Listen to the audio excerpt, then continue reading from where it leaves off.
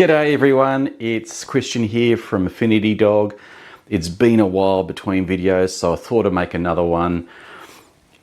Like a lot of the videos I make, I get the idea for the video after I've had a bit of a chat to clients or to other dog trainers, and I suppose today's one is more about chatting to other dog trainers. And I suppose the subject matter is, why is it that when the dog trainer has hold of the leash or they've got control of your dog, the dog's doing a lot better, but as soon as they hand the leash over, kind of things seem to kind of go a bit pear-shaped. Or that can be a private one-on-one lesson. Sometimes also what can happen is where with a board and train program where the dog's doing fantastically the days leading up to the hand back and bringing the dog home.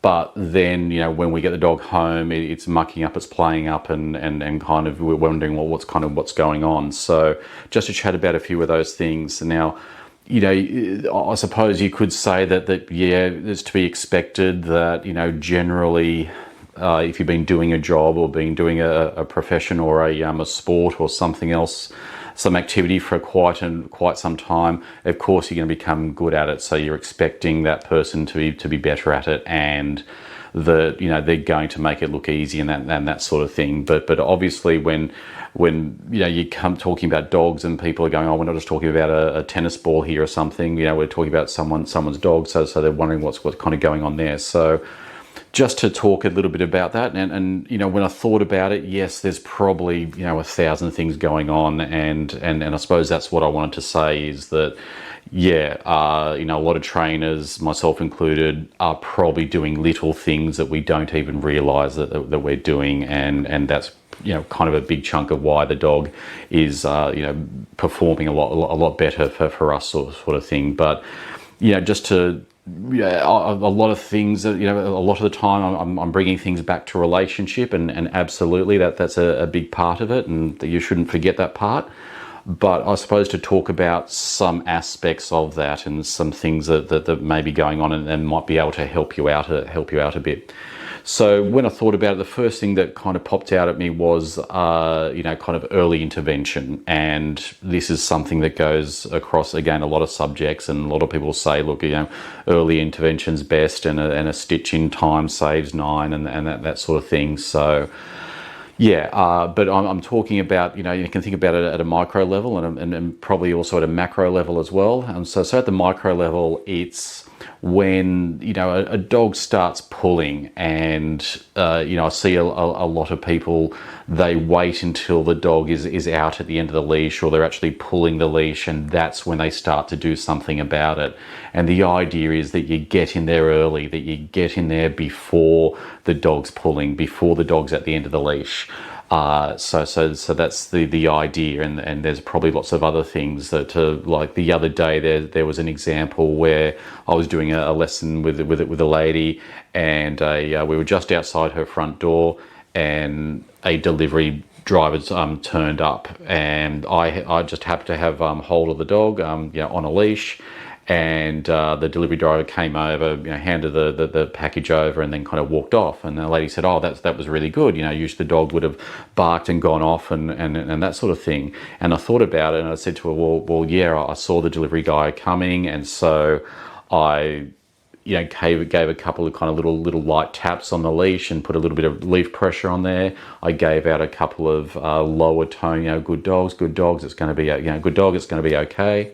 So just doing those things without even thinking about it, the dog was reassured and went, okay, all right, then I don't need to bark at this guy, I don't need to go off. So there's a couple of examples of just getting there in there early with kind of what's going on, and reading the dog and reading the situation and getting there in there a bit early. So that's I suppose you could think about it, the micro part.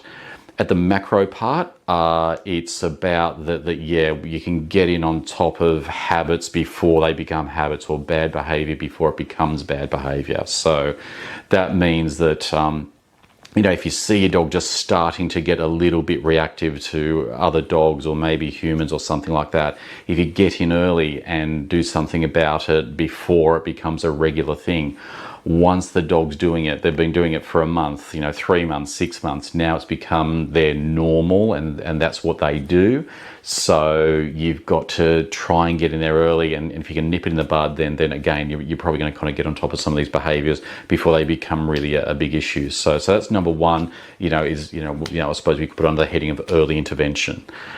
Number two would be body language, and like kind of, and again, this is something that we keep on coming back to. But dogs are really into body language, and they've kind of got a few little differences with how humans do body language. And if you're just aware of those things, you'll be able to again read the dog better, and also the dog will kind of have a bit more faith and confidence in you if they're seeing those display in body language. So usually what it's coming down to is what we call either the Superman or the Wonder Woman stance. And so if you've got your shoulders back, chest out, head up, and the dog can see there's a bit more assertiveness in that body language. So it gives the dog more confidence in that you know what you're doing.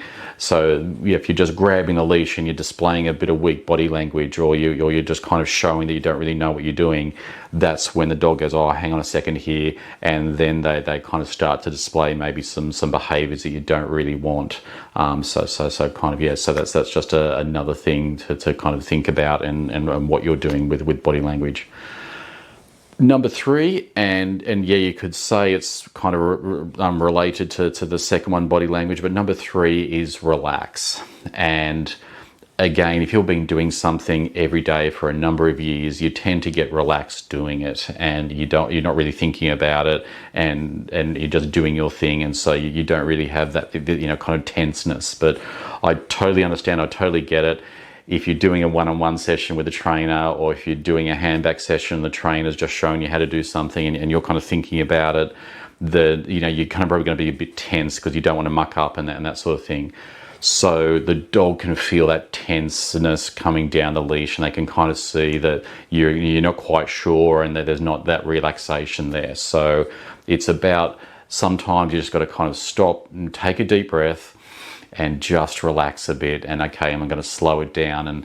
And something I say to a lot of my clients is that part of leadership is not to be rushed. You're going in your own time. Don't feel you've got to rush this, or it has to be all done in the next 3 seconds or something like that. So just slow down, relax. The dog will see you're more relaxed, and they'll respond accordingly. So and the other part to that is calmness. One of the most often comments that I get is, oh, the dog seems a lot calmer. If they see that you're calmer, they'll probably be calmer as well. Dogs tend to mirror what they're seeing and what they're feeling, and so if they can see that you're a bit tense and that you're not really relaxed, then again they're probably going to be that little bit more tense, little bit more ready to react.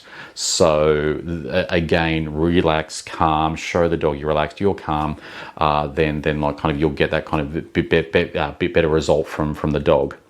So I suppose, and as I said, there's probably a whole bunch more facets you could talk around this, but when I was thinking about it, I suppose they're the three things that kind of popped into my head kind of immediately, and that I know people could work on.